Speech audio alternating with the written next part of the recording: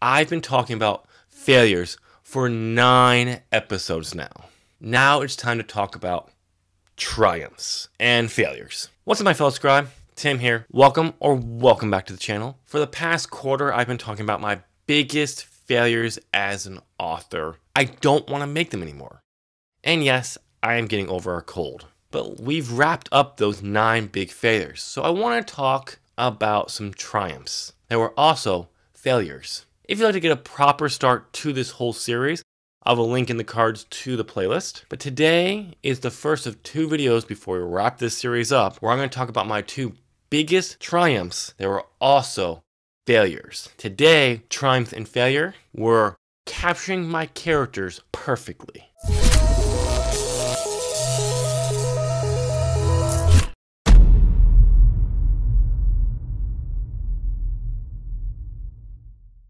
The 2 characters I captured perfectly are from Marks of Illyria. If you've been on this channel for a while following me, that name will probably feel familiar. This is the series that I spent nearly a decade working on before I gave up on it. Put it to the side while I figure out how to fix the damn thing. The 2 characters that I wrote perfectly from this series are Zach, who's the primary protagonist, and his best friend, Ryan.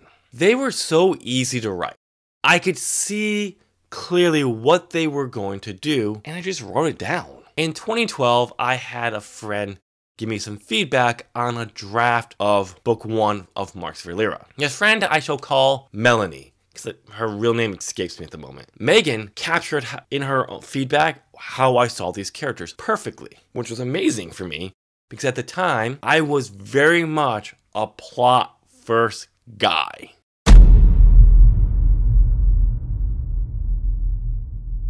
When it comes to developing story, the plot always seems to come to me first, never characters. Yes. Deep and rich characters are the bedrock of a good story. But what good are 3-dimensional characters if nothing interesting or exciting happens to them? And more recently, I have tried to put an emphasis on my characters, which has helped dramatically. But back when Jasmine read the draft of Marks of Illyria, I was worried that she was gonna think my characters were flat. Boy, was I surprised when she came back and told me she saw them exactly how I saw them. But just because I captured these characters doesn't mean that's a good thing.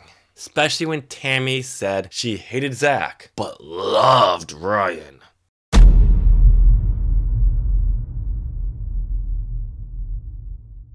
So, you may be asking, how is capturing your characters as you saw him, a failure? Well, when you're told Zach is unlikable and not worth following. Then being told your secondary character should be the main character, which Alice didn't actually say, but she hinted at. Zach and Ryan are polar opposites. Yes, you could say they're author cutouts. While Zach and Ryan are in middle school in this book, Zach was very much like me when I entered high school, and Ryan was more like me at the end of high school. But they're not full author cutouts. I did dive deeply into my feelings and how depressed I was at that time for Zach. Zach was a good guy. He did care for his friends. I just forgot to, show that. As for Ryan, Allie loved him and said something like this. I never knew what Ryan was going to do, but when he did something, it felt right. Sure, I could have just made Zach more likable by showing a different side of him. I had everything I needed in the story to do that, but it would have gone against my vision for Zach at that time. I wanted the reader to think he was a jerk. I also wanted the reader to feel sorry for this kid who was being bullied. Only I never gave him a reason. He lashed out at his friends because there's no one else to lash out at. Yeah, oops. While this was a huge triumph for me at the time, it was also a huge failure. I was happy I was able to capture the characters how I saw them. It just also so happens I was blinded to what made a character likable, more importantly, rootable. So I had no choice but to acknowledge this for what it is.